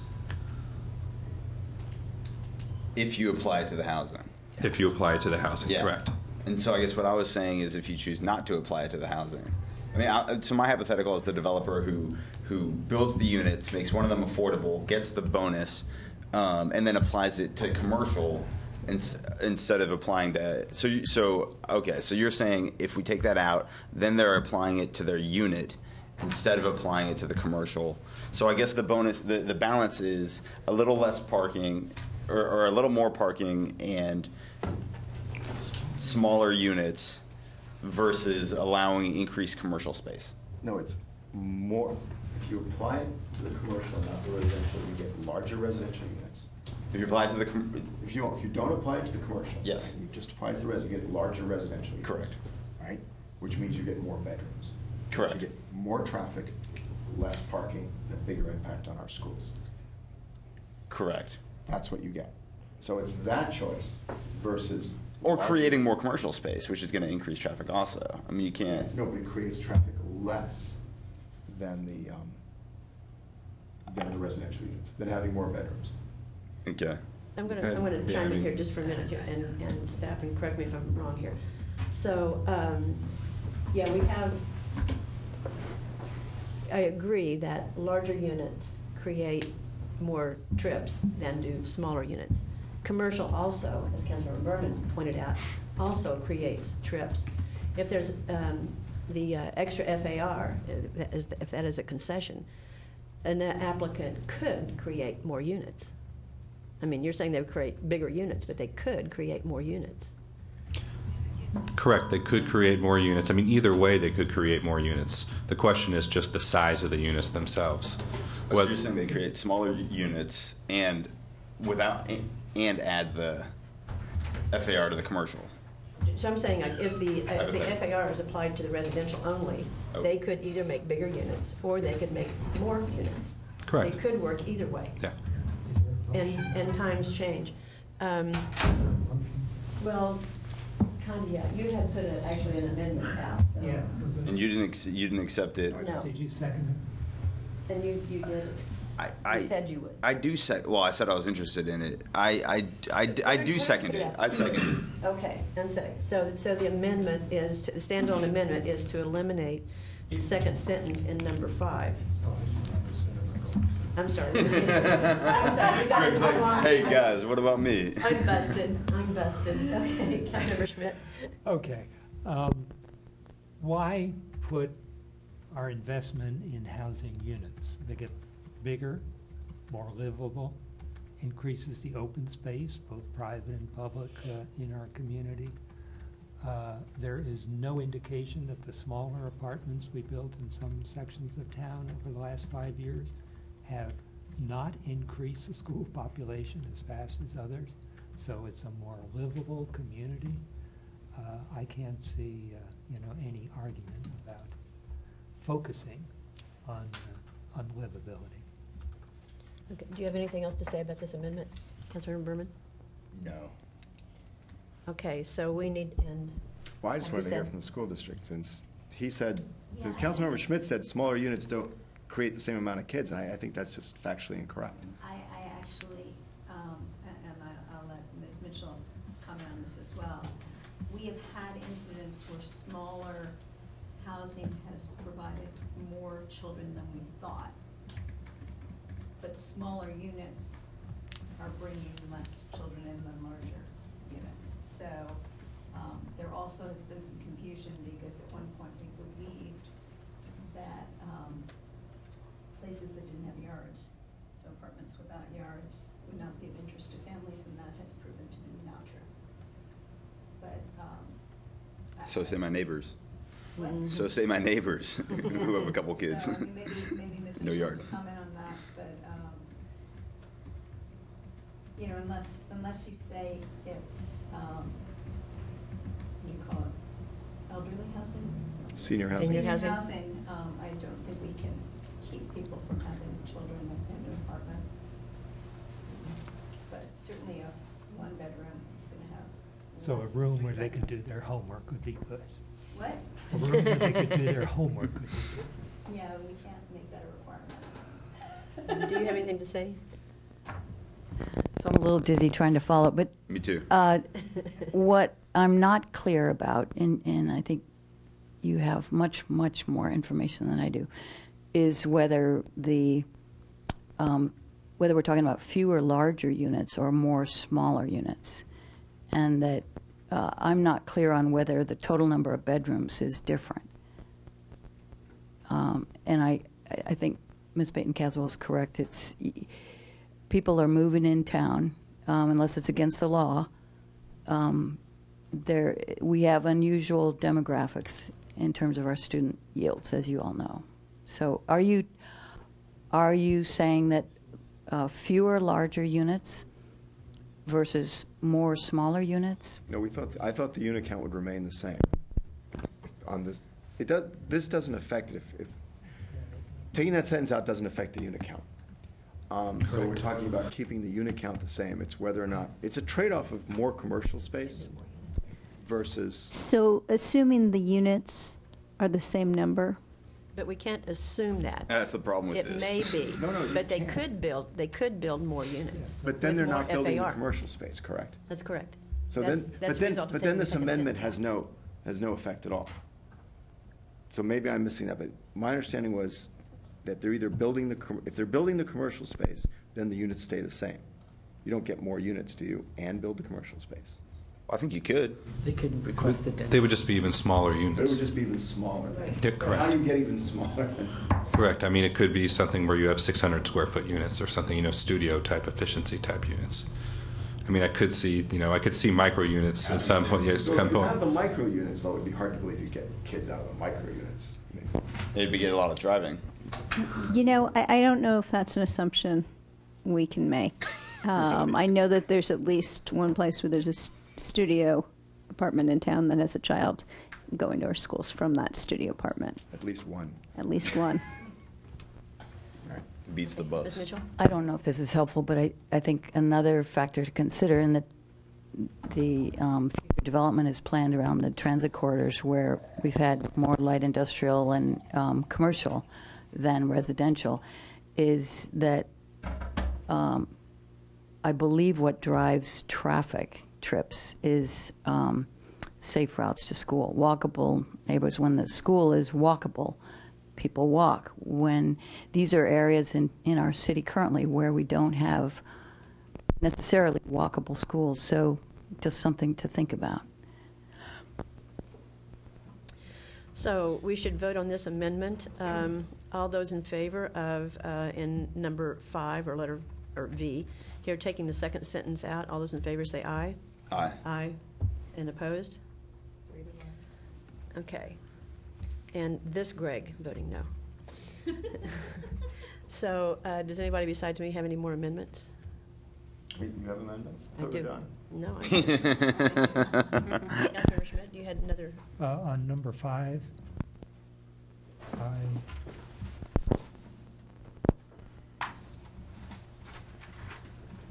suggested taking out the words, entire project. Okay, where was that? Number 5. Well, which sentence? Oh, That's in the second sentence. no, that's the one we just. We just deleted the. You've been successful. Number 4. I wanted to get in some wording that would protect R1 neighborhoods. So I suggested the same wording.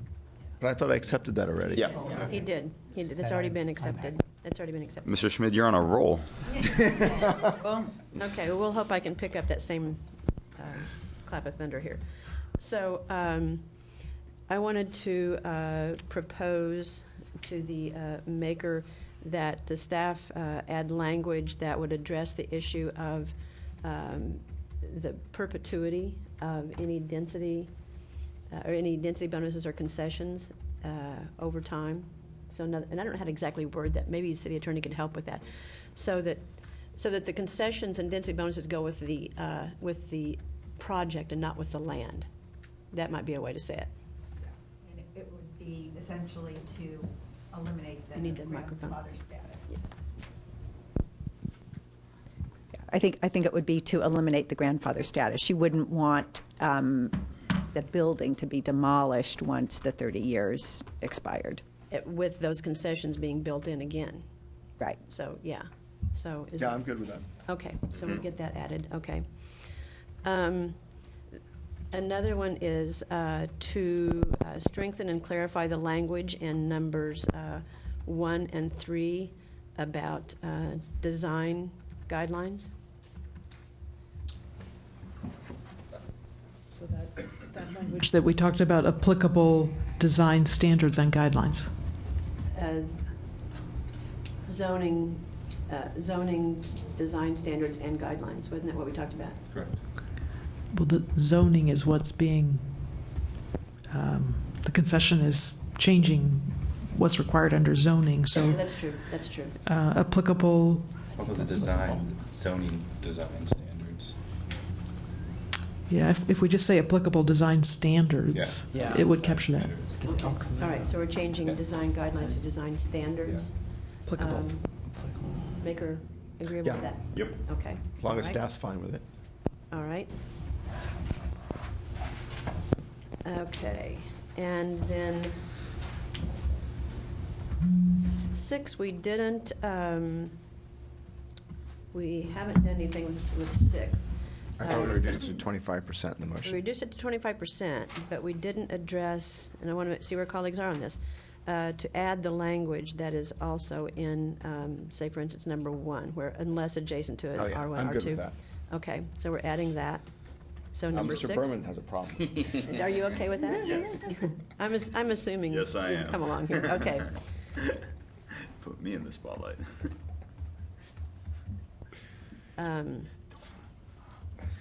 Let me check something here.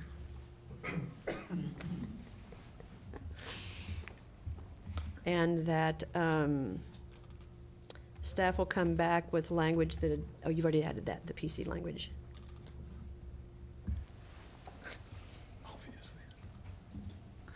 I think.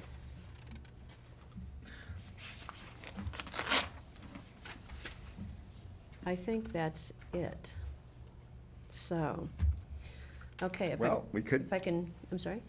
I said, if Mr. Schmidt wanted to get rid of the private open space reduction, and if we could have voted on that, I'd actually probably be okay with that. It's not in here because you didn't add it to your laundry list, and number 9 hasn't been added. No, it was added at 25%. Right, it was added at 25%. No, just number 8 was. 8 and 9. 8 and 9. No, no, it was just 8. It was wasn't just 9. 8, so Just 8. nine's Yeah. nine's Just still, 8. nine's still off the table. Right, 9's off the table. Nine's So off the 8. Now you table. want to take 8 back off? I do. Weren't you okay with putting it in? I only accepted it, but Mr. Schmidt, Councilmember Schmidt didn't like it. I actually Stop. agree with Stop. Councilmember Schmidt. Okay, we've got Oh, what is going on? So what, okay, so what is, The maker, I'll second your amendment. so say what your amendment is, please. on number 8, You serious? it would take 8 off the table. So I'm in favor of that. You Okay, so- accepted the increase into your motion. Okay, yes, my thought. I can see the headline. I'm not okay with it, so we're going to need amendments and seconds and votes. Well, Right, Yeah. it's- so I seconded That's it. what Yeah, yeah. So, So speaking to my amendment, Yes, again, this goes to a livability thing, that rather than people living in dense, enclosed boxes with no California fresh air outside, this gives them balcony, small garden, patio, whatever it is, but it does change the livability context for people in crowded circumstances. And so, I mean, that's why I support that. And I actually think it is, I mean, all kidding aside, I actually do think that kids, especially small kids who are often in apartments, they need a safe place to play. And that's often that balcony where they have their little Legos and stuff set up and all of that, and they're out there. And I think not to provide that space is actually really difficult at times. And I think it's inappropriate. I think that kids deserve to have some space like that to play in. And I'm not okay with it. Chair. yes.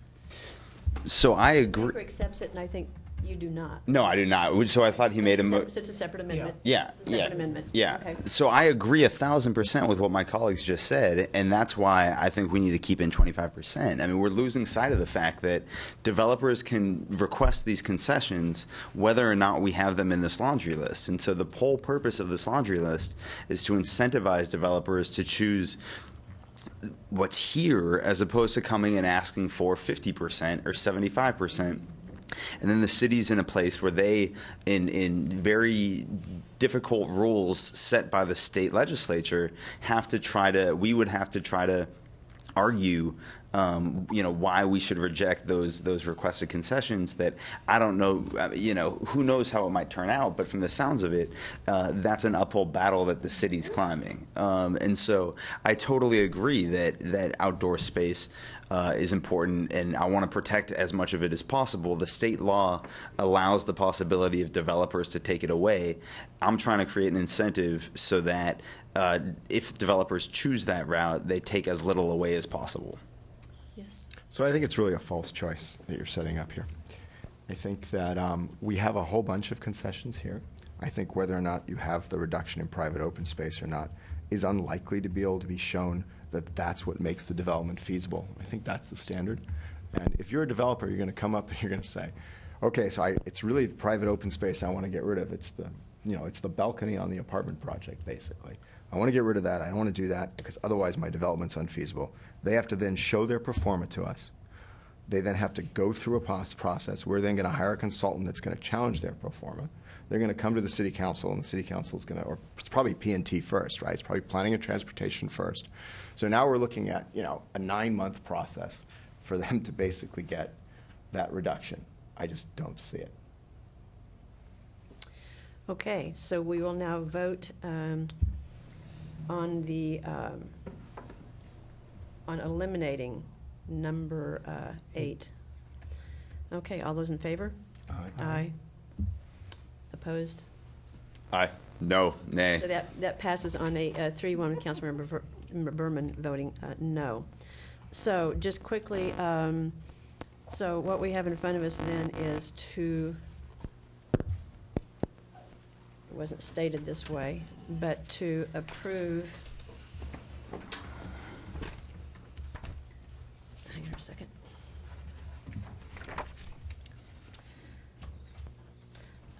To recommend that the City Council adopt the draft ordinance. Hope you don't mind if I'm amending your motion here. No, go ahead. That the committee recommend that the City Council adopt the draft ordinance revised as we have and will follow here to create a new chapter 1815, residential density bonus to Title 18 of the Palo Alto Municipal Code to implement Government Code Section 65915.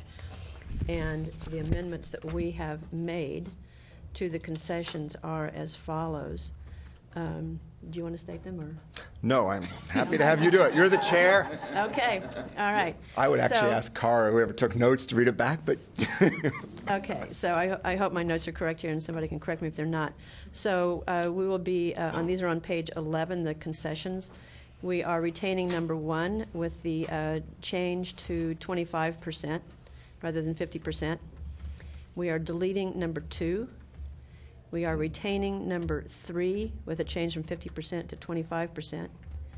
We are retaining number 4, but we are adding the language from number 1 regarding adjacency. Number 5, we are keeping, but we are deleting sentence number 2. Number 6, we are keeping, but we are adding language also having to do with adjacency. And I thought that was not to exceed 25%? Yes, 6 is 25%. Yes, thank you. And number 7, we are retaining. The other couple of changes or a couple of additions are that the staff will be providing, when this goes to council, language that clarifies the applicability of concessions and density bonuses to PCs. And and that the language in numbers 1 and 3 having to do with design guidelines will be changed to applicable design standards or other language that staff comes back with that is appropriate. And that staff will also address the grandfathering issue of density bonuses and concessions such that they go with the, do not go with the land, but go with the project. Did I miss anything? And with your permission, some cleanup and clarifications to respond to the commenter. Absolutely. Yeah. Absolutely. Yes. Okay. All right. All in favor? All those in favor? Aye. Aye. So it passes on a 4-0, and we're sorry we made you late, but It is okay. okay. I did my best. Don't be mad. Meeting Okay, adjourned? then, well, we did have one other report. Aaron, we did have one other report. We had asked that you would report on the impact or effect of developing commercial space in Palo Alto and how that would affect our housing numbers. So that's not on the agenda. It's not, it's a report. It's not an action. It doesn't matter. It's not on the agenda. Yeah. I mean, I want to hear it too, but it's not on the agenda. There's no report. The public can't hear this. I think you're violating the Brown Act. You're the chair. Legal clarification. But maybe we can answer that question in the context of the discussion you had about whether to include commercial space or not in item number 5. I mean, because it is related to that issue. So I will ask under council, committee member questions if staff could, I don't want to violate the Brown Act, but is that okay? I mean, are we? Is there, I don't see the agenda, is there a committee? There's council member There's- questions, comments, and announcements, and But future. that means we can have no future discussion on agenda. it, which is unfortunate. Right, we wouldn't be Right, discussing no it. discussion. It's just a response to a question. So your You call. want to ask, if the chair wants to ask a question, I think a brief response would be appropriate. So we had asked if there could be a report on the impact of the development of commercial space on our housing mandate numbers. And can staff either respond to that or tell us how they can do that? I can try. It's very difficult to respond definitively for a number of reasons. One is that it's a little the RENA process methodology is a little obscure, as you know. ABAG gets a big fat number from the state, and then they go through a process of determining how that number will be allocated to member jurisdictions, all the Bay Area jurisdictions, and the methodology is subject to change each cycle. Actually, in this past cycle, I had an opportunity to participate on the Housing Methodology Committee, which I wouldn't wish on. With Councilmember Sharp. Ooh, very good. Very good. Very good. It was, the council member can relate his experience, but it was eye-opening in the sense of how much of it is a black box. This time around, the methodology did include a factor related to job growth. It was weighted to job growth outside of planned development areas. So there was a correlation, but it would be hard to tell you exactly how that one element of a complex methodology had any direct outcome on the housing numbers. It gets so obscure. And I think Aaron had a conversation with ABAG staff and got a similar response. There is a relationship, but it's tangential and indirect. It's hard to correlate one exactly with the other. I don't know if you have anything to add. ABAG's basic statement is that office space itself does not create jobs. Office space is created because there is a demand for jobs. So as they do their overall jobs projections, and keep in mind, I think they project, 25,000 or something jobs till 2035, which is within the city of Palo Alto. So they project a lot. And that would be, if we do 1 per 250 square feet, that would be over 6 million square feet of office space. We're never going to reach that. I mean, that's over 300,000 per year till 2035. So anything we do would not exceed what their projections are. So since we can't have a discussion on this, could I request that, do we have a meeting scheduled for December? I believe we have our standing meeting. I don't know if it's been So can I ask for finalized. future agendas that the agenda be changed to include staff announcements and reports, oral reports, something of that nature, and then future meetings and agendas. We don't have anything except for maybe a discussion of this item that you just reported on about how we might get our arms better around that. So we don't have an agenda otherwise for the next meeting. Is there any preliminary work to be started? So I want to make a comment too.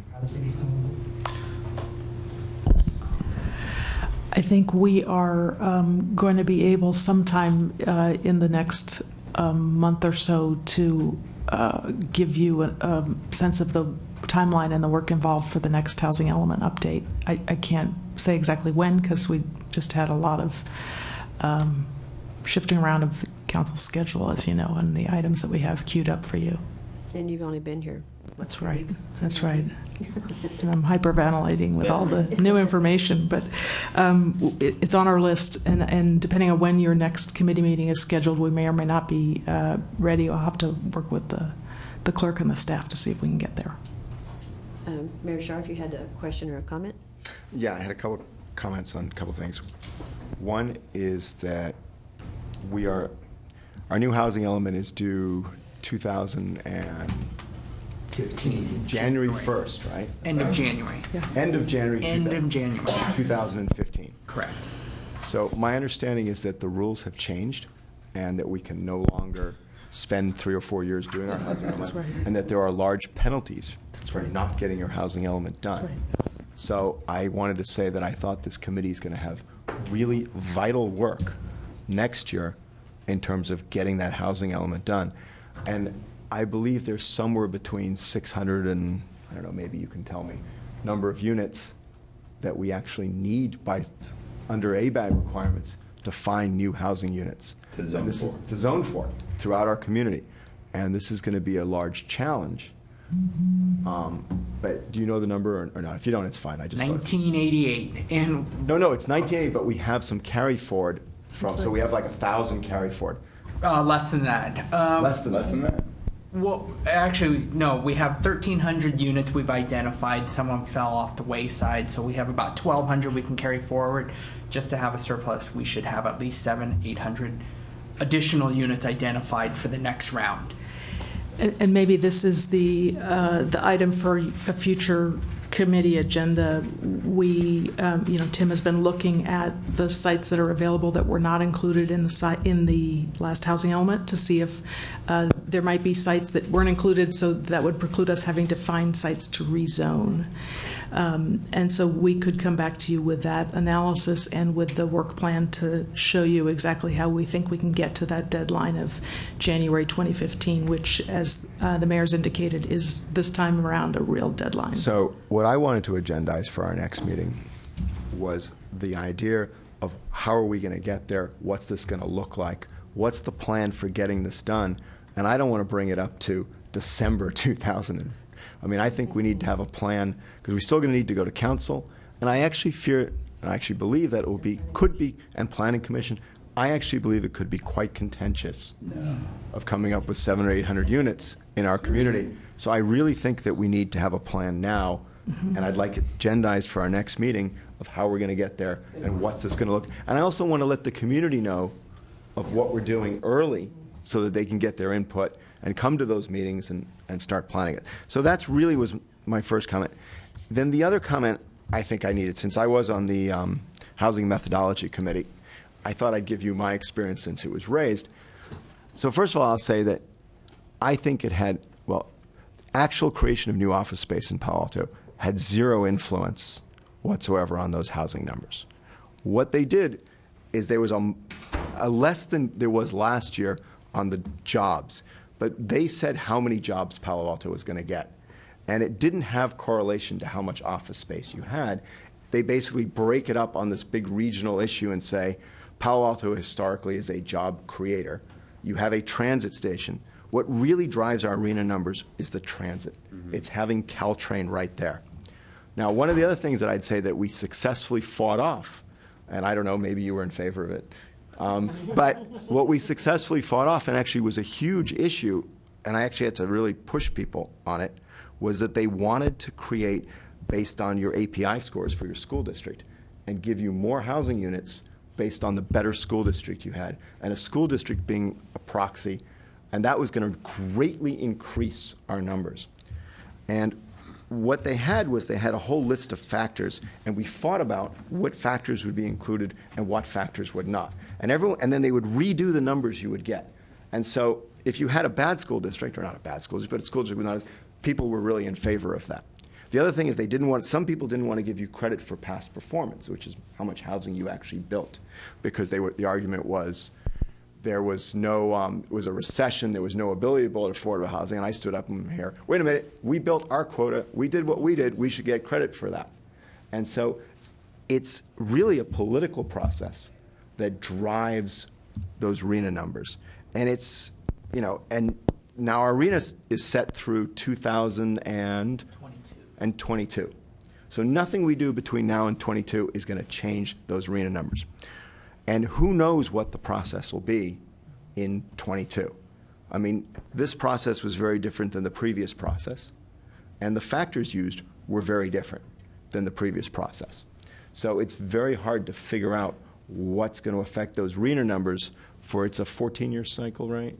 7-year cycle? It's a 7-year cycle, right? So from 22 to 29, that's the next RHNA cycle after that. And I would say it'd be very difficult at this point to figure out what those are going to be. So I know you want to agendize that. I think it's a good discussion, but actually, if you really want to do it, it's really just rehashing what the Housing Methodology Committee did. And I think I sent Aaron most of those, so we could probably find it, but it's actually not going to change anything we do in the future. So that was my comment. And now we're getting close to debating it. No, just about the agenda. I'm not going to debate that at all. I think you bring up a really good point about putting that on the agenda, and as a part of that, I think the methodology and the description of that would be very good to have, and how allocations are determined, and have that in the staff report so it's very public and transparent for people to access. Yeah, I mean, along those exact same lines, I think it would be great if staff could provide an explanation or analysis of what the impact is of pulling out of ABAG or telling ABAG to go bug off, because we hear a lot of comments, a ton of comments from the public telling us to tell ABAG to go bug off, and there seems to be this belief that all that would be affected is some grant funding, and I think everybody, council included, needs a better understanding of really what the implications of that would be.